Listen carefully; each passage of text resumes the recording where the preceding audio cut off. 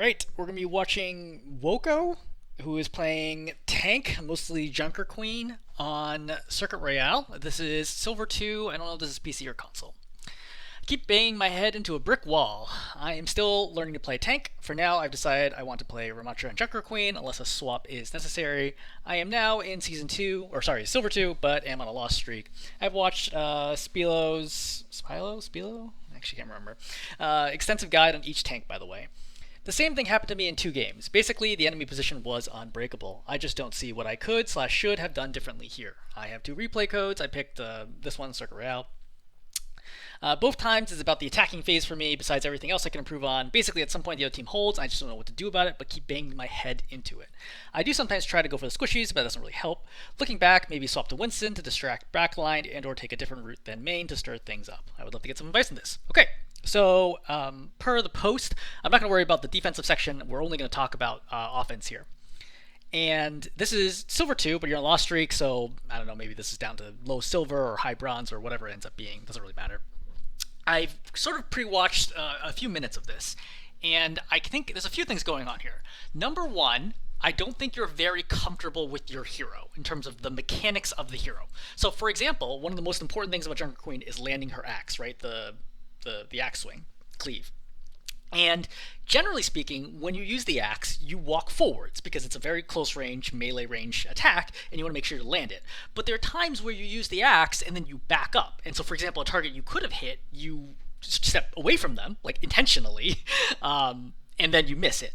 And that might not seem like a big deal, but it's actually a huge deal because your axe swing has a very long cooldown. So if you miss the axe, you're usually in really, really big trouble. Because not only do you rely on the damage to kind of pressure out the enemy, but also you get the sustain from it as well. So it's like a double whammy of both not dealing damage and not getting the healing from it, which can screw you over. Same thing applies to your commanding shouts, right? So you shout, but sometimes you shout and you don't seem to have a plan for it. And then you get kind of stuck in no man's land, or you don't use it to gain any value, and then nothing happens. And so I think, honestly, most of your problem has to do with the fact that you're just not playing your hero well into the enemy composition/map/situation that you're facing. That's like probably 90% plus of the problem that is going on here is just being unfamiliar, which is perfectly fine. Like, if you're relatively new to the game or relatively new to tank, this takes a lot of practice to do. Like, nobody starts playing a hero and it's like, oh, I'm so good at it right away. When I started playing Ramatra, I one-tricked Ramatra all the way to GM.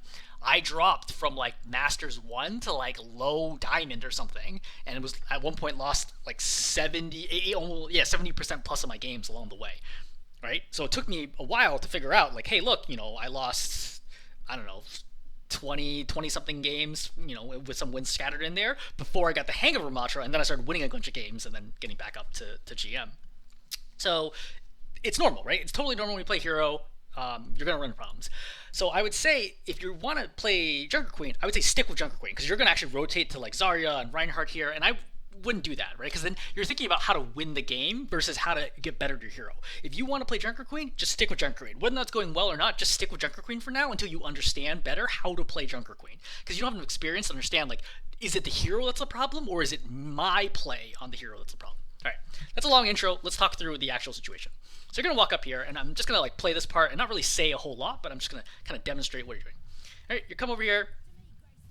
You're trying to apply pressure to the flank. Still sitting here, shooting. Notice how little damage you're doing to the Hanzo, right? The Hanzo, each box is 25 health. In 2 shots, you haven't even done 25 damage to the Hanzo. You sort of shoot the Orisa, miss with the knife. Hanzo goes up, it nearly kills you, drops you to 80 health. You pop shout, and then you run all the way back here. So let's think about this. That was 25 seconds of your time, and you used your shout, which means you're not able to do anything for the next 14 seconds, right? Or you shouldn't be able to do something in the next 14 seconds. So that's 20, almost 30 seconds of time that you did absolutely nothing. So let's walk back through it slowly now and think, why weren't you effective? So you go up here, you take the flank, which is okay. I think there's some reasons here why this may not be always a good idea, but it's not a terrible idea to try to take the flank. You go up here, and you miss the Orisa, right? She's a pretty big target, but also she went to the left right when you shot, so I understand. Okay, you missed the Orisa. Then you look over here, you throw a knife that has almost no way of landing. Like, even if the soldier had re-peeked, which I can understand, you couldn't pull him far enough. So if you hit the soldier here with this knife, which you notice it's short, right? He would have to not only come around the corner but also walk forwards. So knife just throw is short, which is also another good example of why I say your mechanics are an issue. So even if you hit the soldier here, if you pulled him, you'd only pull him to about here, and then he just turns around and runs away because you're not gonna be able to kill him, right? Like you're not gonna be able to run in between the whole team and go and kill that soldier in that situation. So no matter what, that knife pull is just not likely to result in any value. Okay, so now we see kind of two things here that are not going super well. Hanzo's going to walk past you. You're reloading right now, even though you could have killed the Hanzo. Hanzo's currently got about 70 health, or 81 health, okay? So you could conceivably have one-shot him if one of your pellets hits him in the head, which I think is unlikely. But I think when he jumps across, he actually has less than that. Yeah, he has 50 health when he jumps. So if you had your shotgun ready, one shot, right, you do 80 damage. So even if you hit 5 out of 8, kills this Hanzo instantly. This is an easy free kill. Bam, one shot, kills him. All right, with hardly perfect accuracy. Also, a shot and a knife swing, right, or a knife at all could have killed him. Like, there's a lot of possibilities here that could have resulted in this Hanzo dying, but you can't follow up on that because you're reloading despite being at 7 out of 8 ammo, which is inefficient. So now we see basically 3 things have gone wrong. All right, so you reload again. We sit here. You're going to grab the mini despite only missing 2 health, so now you don't have the mini for later, right? Note that. Now the mini is not available for the next, I don't know, the timer is like 20 seconds because you grabbed it even though you only had 2 health missing. You're going to try to reaggress, again, shooting the Hanzo. Note that you're not doing any damage. You try to shoot the Orisa, your shot's not on. That shot's good, right? This shot finally good and on target. You miss her with the knife. Not that the knife would have done anything. The knife would actually help her because it pulls her towards her team. And then if I was her, I would just walk into the room and kill you. You get super low, you get pushed by the Hanzo, and you shout and you get out of here. So, many things have gone wrong here, right? This is like kind of... This is a representative of the problem that you have over the course of the entire push, is that you're not using your time wisely, which is a combination of your decision making and your mechanics, right? Let's say hypothetically it was the right move to go in the flank, but if you can't land shots, you can't land knives, can't land axe or whatever, then it doesn't matter if you make the right decision, right? Overwatch success is defined by both picking the right thing to do and then executing it correctly, right? Having the right plan and being able to do it. If you do either one of those things poorly, like if you have the wrong plan, you execute it well, yeah, sometimes you can win, right? But like it's not likely, right? Same thing as if you have the right plan, but you can't execute it, you're also not likely to win. So the mechanics here are a big part, and how do you get better at it? Just practice, right? Practice, practice, practice. I don't know how many hours you have Junker Queen, probably like a 10 or something, but like I don't think you're probably even okay at Junker Queen until you have like 50 hours of competitive play, right? Probably at like as like a lower benchmark, and you're probably good, quote unquote, around like 100 hours. That's just the reality of like Overwatch is a really complicated game. Heroes have very complicated toolkits and the ways they use it, so there's a lot to it, right? So like don't get discouraged by me pointing out all the things that you're missing. I'm just trying to demonstrate to you like upper end value, like how much you could possibly do differently if you were able to pull things off successfully. All right. So I'm going to roll back again, right? Now, instead of you going right, let's imagine what you could have done differently. Okay? Instead of going right, what could you have done differently? Well, straightforward, just walk up here and shoot the Orisa, right? The reason being is you can actually do way more damage to Orisa than she can to you because you have a very accurate shotgun that has good damage fall off, meaning that at this distance, you'll do full 80 damage to her, probably out to like here, you're probably still doing full damage, versus her projectile technically has damage fall off, but it won't really matter here. But it's hard for her to track you because it takes time to fly through the air. So you can just trade damage here constantly, just strafing back and forth, shooting the Orisa. And every single time, you're going to be doing 80 damage minimum, right? Some of those will hopefully be headshots. And she's only going to be doing a lot less than that, right? So your average damage to her is going to be something like 90 damage per second or so, and she's only going to be doing like 30 damage to you, right? 30, 40 damage to you. And if you're doing twice as much damage to her as she is to you, that damage pressure accumulates with the rest of your team and forces her back away from the corner. Because at the end of the day, you need the Orisa to back up here, right? You either need to kill the Orisa, which is extremely unlikely, she's very, very tanky, or you need to force the Orisa to back up. So something as simple as just, hey, look, just playing here, just shooting the Orisa constantly will force her to back up. Now, it's very hard to identify, like, can I win that matchup, right? And there's no way that I can easily describe to you like how to do that, right? That's one of the reasons why I put together my gameplay guide for almost all the tanks, but Junker Queen specifically, so you can see through, hey, a lot of different heroes, how do I play Junker Queen against this hero? So, for example, if this was Sigma, I wouldn't be doing that strategy, because Sigma's sustain is so good over time that he can stay here and trade shots with me all day, and I'll just never break through it, and I have to rush him down. But against Orisa, yeah, I mean, once I force down cooldowns, then I can go in and I can kill her. So definitely a possibility here. So I think you really should have just gone main here and just kept shooting the Orisa constantly, taking cover, and I guarantee you the Orisa would have to back up and looking for opportunities to pull her out of position. So for example, the Orisa gets to half health, she doesn't use fortify, she doesn't have spin, you land a knife in her, then you pull her over here, insta kill. Right? And then the fight's won. At this point, once you kill the tank, the fight's over. Alright, we're gonna fast forward here. So you're going to end up getting a kill here on the Mercy, which is blind luck. So you're walking through this choke, the Mercy just floats down in front of you, right? You hit her with a knife, and then you hit her with the axe, and then this is just unbelievably lucky. I have no idea what this Mercy is doing, but this will simply not happen at higher ranks. But killing the Mercy is important. And then now the Mercy's dead, you just clean up from here. You really should have axed first. But you're going to shout to try to kill the Ana, right? Go to the left door. Yep, that's the right call. I still would have gone through left door. It's a little faster. Right? Finish the kill here. Good. Right? Good tracking, good aim. Yep, and now you pull back. Right? You get low here. That's fine. They heal you. Okay. So, for this phase, what should you be doing? Well, you need to go up and take space because the cart's got to get all the way to here, and what's going to happen is the opposing team is all going to stand right here, and they're going to look down, and they're going to shoot at everyone in the cart. So if you imagine you're standing here, you can't really stop them from shooting your team, right? Like if I'm a soldier and you're down there shooting with a shotgun, I don't care. I'm going to keep shooting your team. You can't do anything to me. So you standing here is not going to help you at all, which means that you need to threaten the opposing team in order to do something. So number one is you can throw a knife and pull it off. That might work. It's a little inconsistent. Number two is that you could push up this way. Actually, let's cover this way. You could push up this stair, which is very threatening, right? If you go up this stair, they have to deal with you right away. The problem is you can't retreat here easily. If you fight here, you get low, they can just jump over the top and cut off your retreat route, and then you die.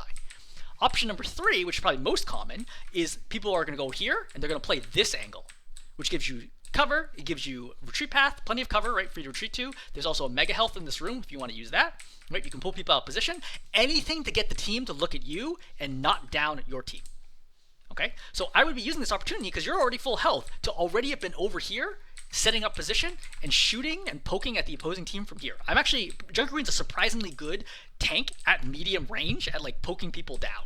All right, in combination with the fact that her shotgun has good damage fall off, right? It goes relatively far, and her knife can pull people out of position, and she can almost always live from getting chased down because of her shout. So really, you sitting on cart, not helpful. You need to step up here and play over here. So again, sitting on cart, it's not going to do anything. Right, you're looking. So again, notice that nothing is stopping them from shooting your team. Right, see the soldier shooting your backline right now? Not effectively, but oh man, he's just spraying.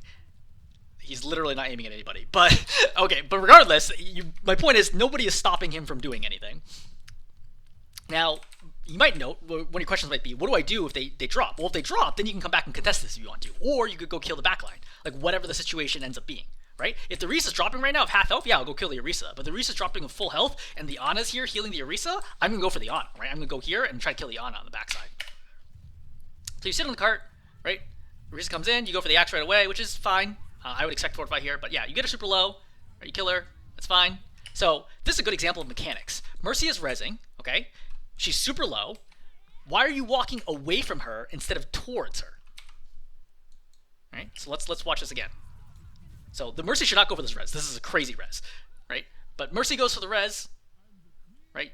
You recognize this right away. Shot, right? Just stay here. Even stand still if you want to, right?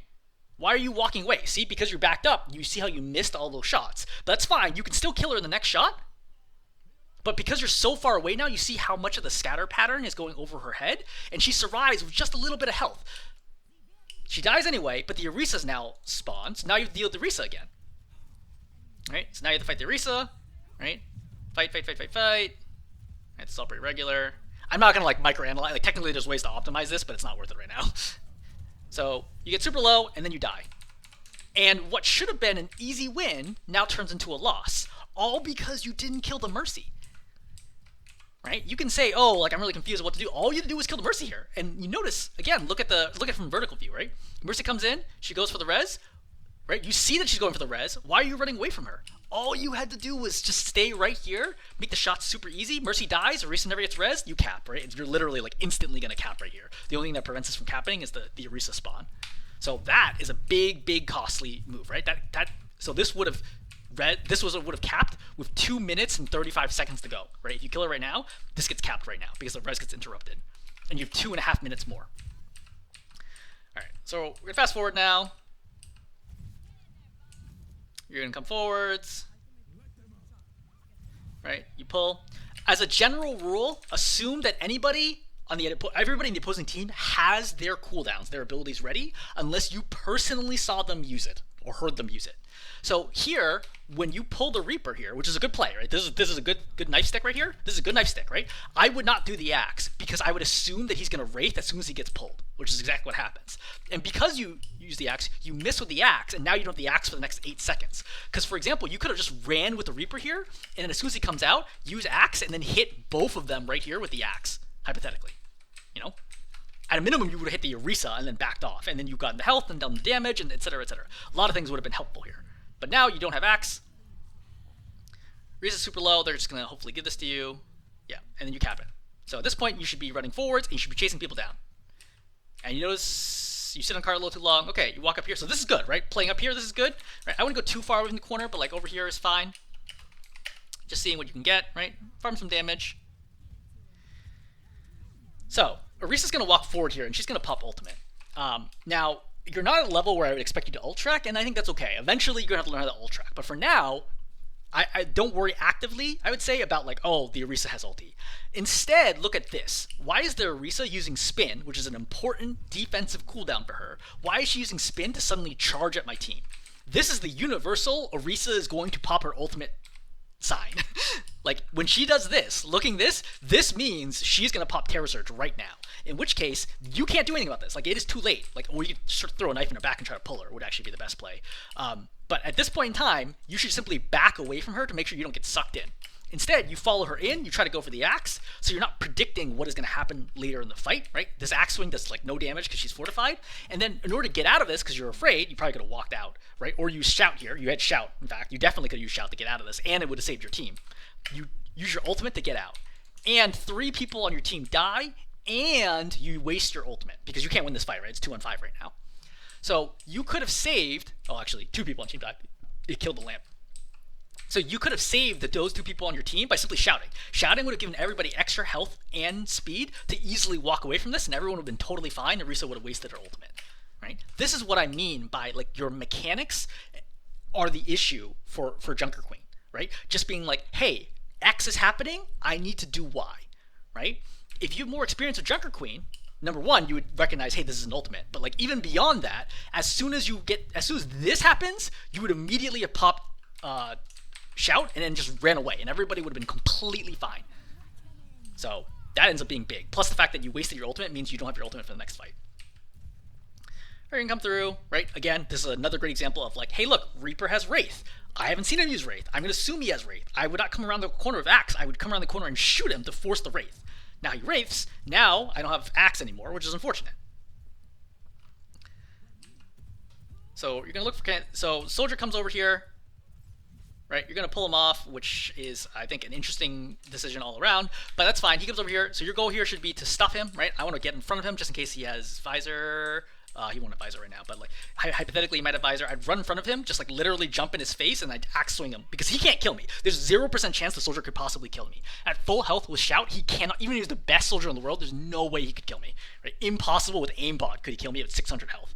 Right? Especially with sustain from Axe. So at this point, I just want to make sure he doesn't kill my teammates. So I want to literally get in his way, jump in his face, right? Whatever is required to make sure he doesn't do anything.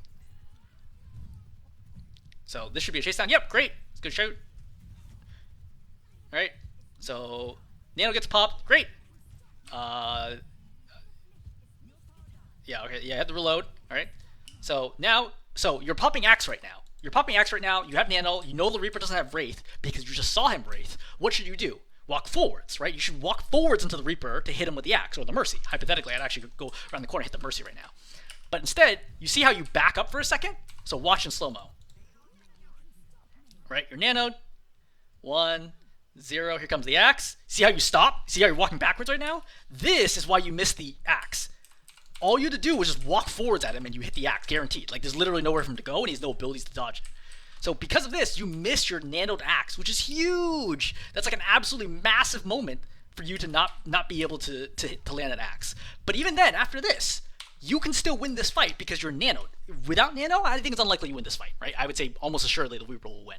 But with nano, you only need to land about 3 shots to kill him right now, even including his health regen, not including knife or melee, right? So just right here, bam, bam, bam, right? That's 240 damage, not including headshots, or will favorably say that you don't hit headshots, right? But you just offset your accuracy. 240 damage boosted is going to be 360 damage from your shotgun alone, not including the fact that you have knife, not including the fact that you can melee to kill him as well. Right? That's more than enough damage to kill him, even with some of the pellets missing. You should take this fight. He has no wraith. Like, you gotta take this fight and kill the Reaper, for sure. But instead, you're like, oh, forget it. You go for the Mercy. Mercy's too far away now. You miss the knife, and you waste this nano completely. Right?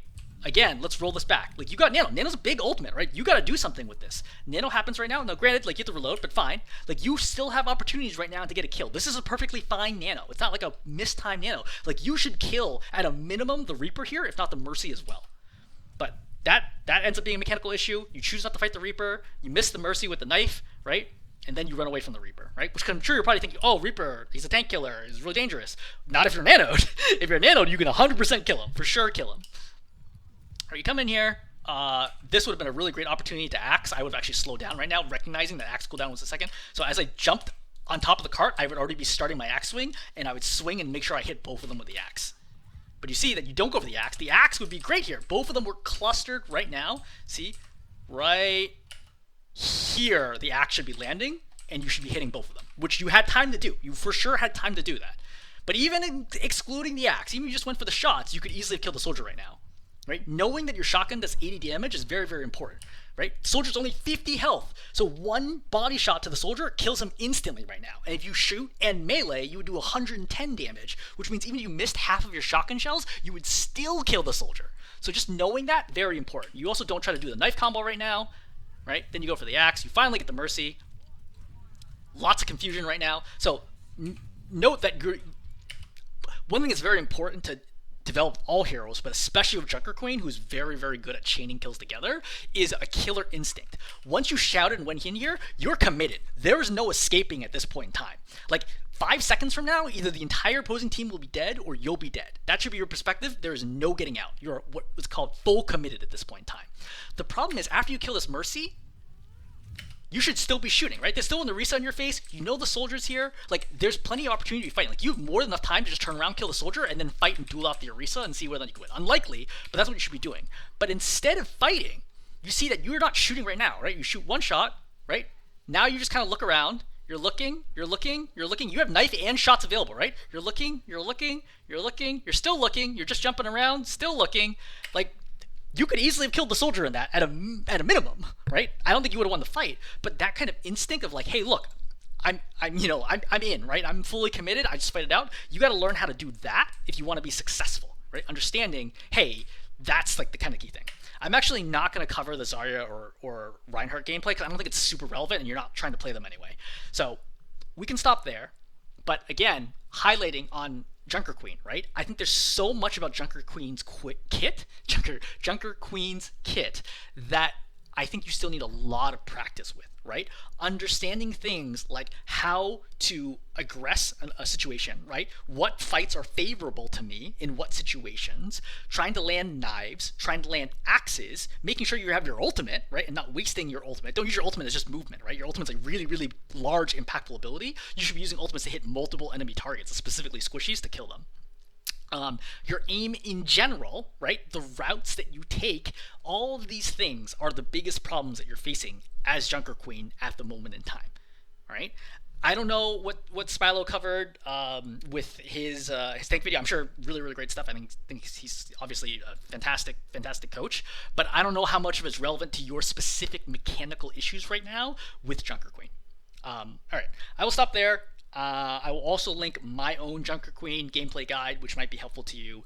And feel free to ask questions.